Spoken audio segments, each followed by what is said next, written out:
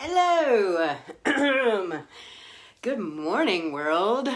Hi there. Let's see if my little setup survives and lasts. Hi. Welcome to Tuesday, May the 12th of 2020.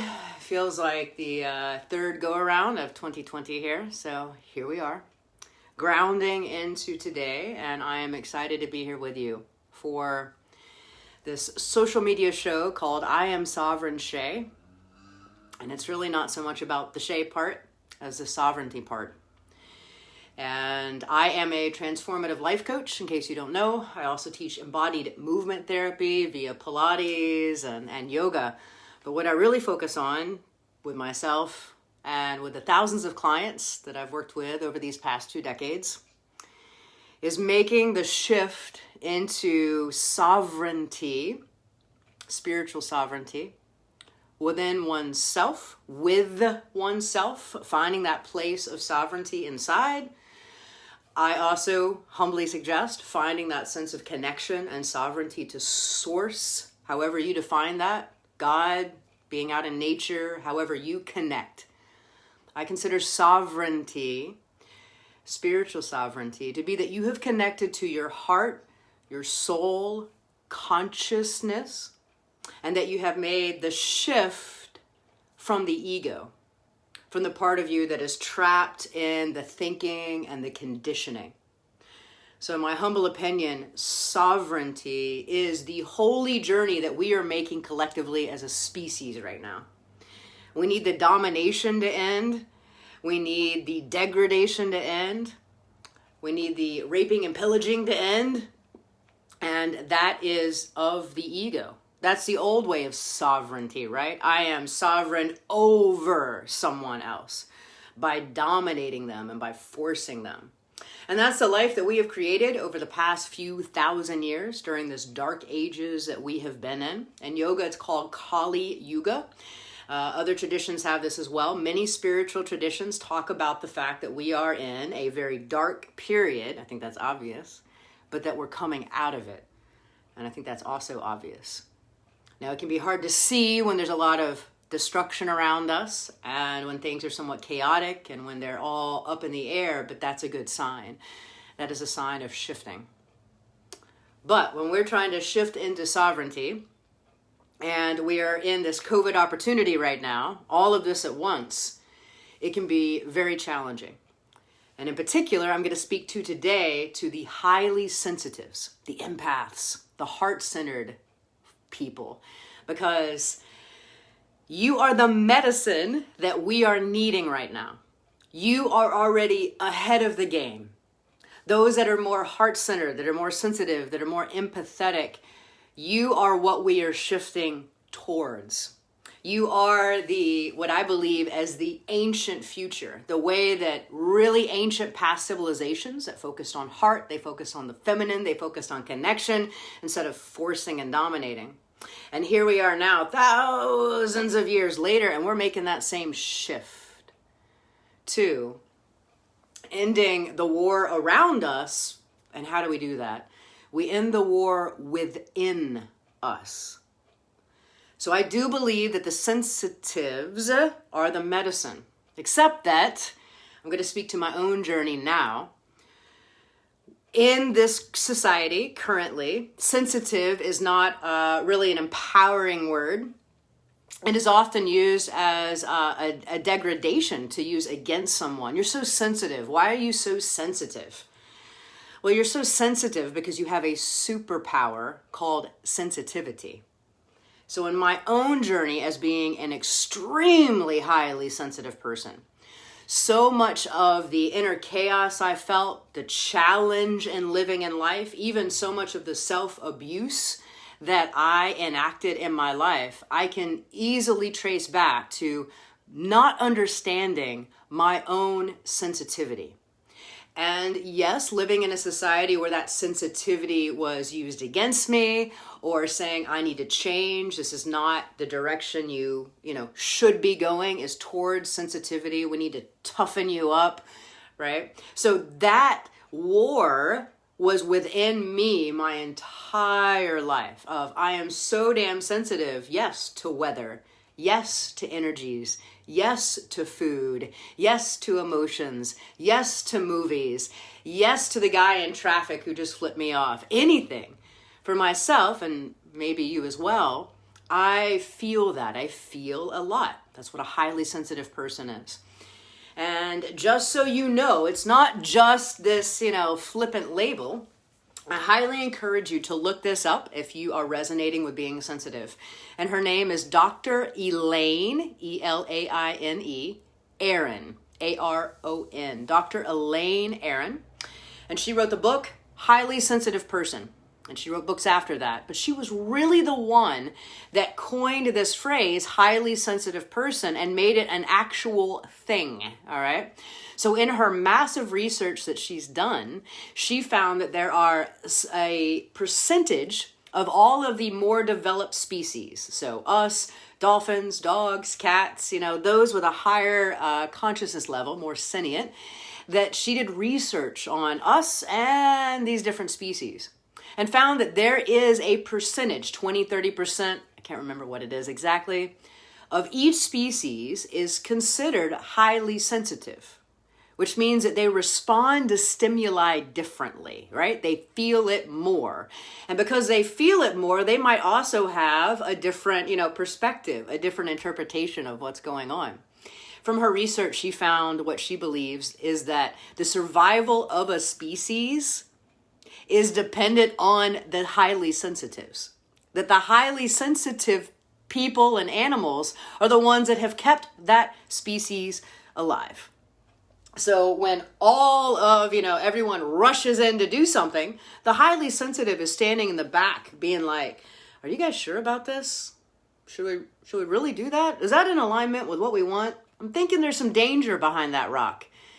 So it has been that in animals, the highly sensitive, but also in us. So for example, if there were, let's say, an emperor or a king, giving the dictums, and then there was this king's advisor, right? The philosophical, spiritual advisor to the king. And he or she would say, I'm not really thinking war is the best thing right now. Right? So the advisors for basically all of time have been what? The highly sensitives.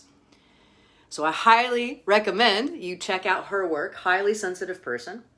But even if you don't, what I am talking to is a shift in perspective about ourselves. So if you follow me, if you work with me, you know that I am all about shifting our relationship with ourselves. Shifting into alignment, being okay with self. Hell, honoring oneself. So for my own journey from extreme self-abuse, I had to not only accept my sensitivity, but go with it, honor it, develop it, hone it, realize what it needs, what I need to not be destabilized by my sensitivity. Okay, so it's a superpower, but like any superpower, it can explode in your face, right? It can self-destruct you. And so a lot of us that are sensitives, empaths, heart-centered people, you've probably felt that a lot in your life, that it is challenging to stay embodied, right? You don't want to necessarily be here.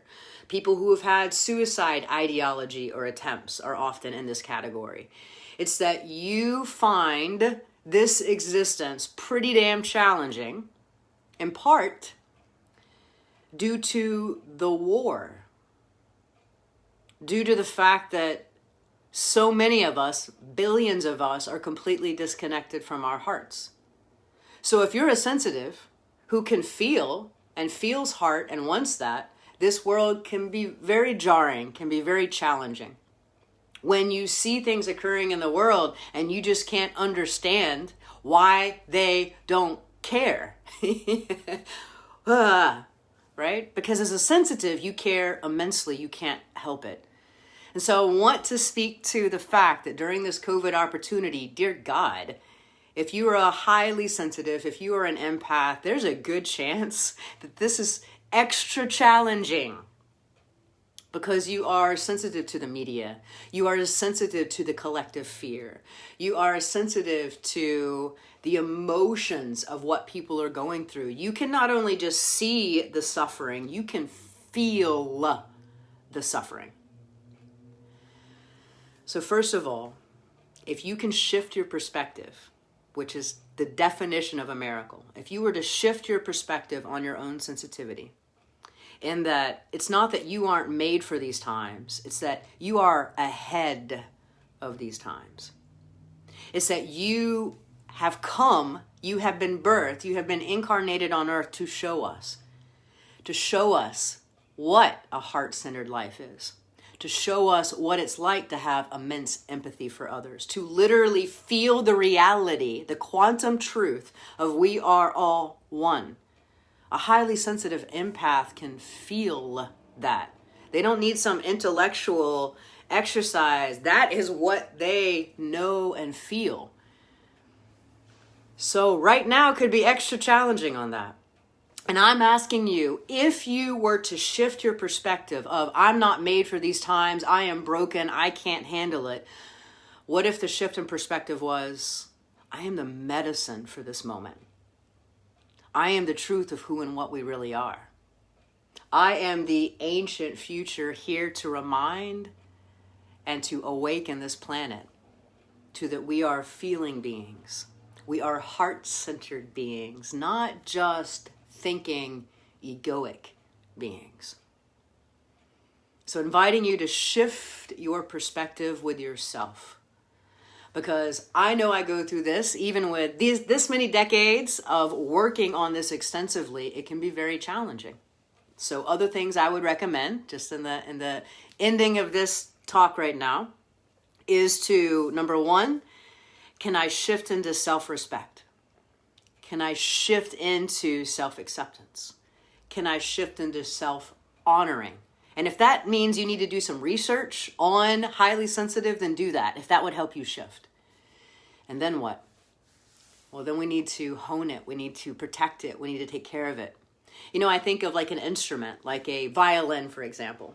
And you have the really high quality violin, right? That's like thousands and thousands of dollars. And it makes the most amazing sound that not all violins can make. Where is that violin stored? Well, it might be in an air-conditioned room, right? With the right humidity and all of the factors that make that violin play a sound that no other violin can play. So just like that, I am saying a highly sensitive, empath, heart-centered human is like that violin that has a special sound that this world needs to hear. And by honoring it, and by protecting it, and by supporting it, the world can hear that song. So for myself, as a highly sensitive violin, it means that I might live a different way than the majority of the world. If 20-30% of us is sensitive, then I'm not going to be living the way that 70-80% of people are. And I am going to suffer immensely in that friction until I fully accept that, until I embody it, until I become sovereign in that. So that might mean, yes, that I don't watch the news, that I don't read that newspaper. It might mean, yes, that I spend days at a time that I don't communicate with others as I clear and as I heal. It might mean, yes, that I drive myself to and fro so that I can always protect my energy. It might mean, yes, that I am going to have a lot more emotional experiences, meaning I might need to emotionally purge and clean during this process of COVID.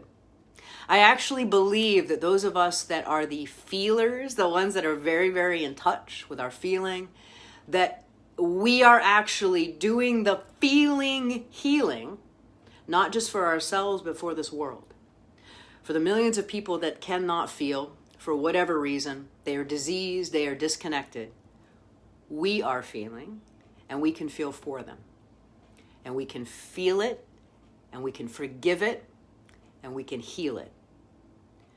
So this is a shout out to all the sensitives and empaths and heart-centered seekers who, yes, are feeling a lot and who are wanting to shift back into sovereignty to help this world. Please recognize that your sensitivity is stunning. It is gorgeous, and it is the medicine that we need. I put a quote earlier about a miracle is a shift in perspective, and it listed it as Marianne Williamson, and it's not actually her quote. It is from the Course in Miracles, which I highly recommend. A miracle is a shift in perspective. Well, what if we shift our perspective of ourselves? And what if we shift our perspective of our role in this world? And what if we shift our perspective of the medicine that is within us? Sending immense love. I'll be back here on Thursday at 11 a.m. to talk more on this topic of being a highly sensitive rock star in this COVID opportunity. Really sending you guys immense love and appreciation. Yeah. All right. There we go. Wishing you a gorgeous Tuesday and sending love. See you guys on Thursday.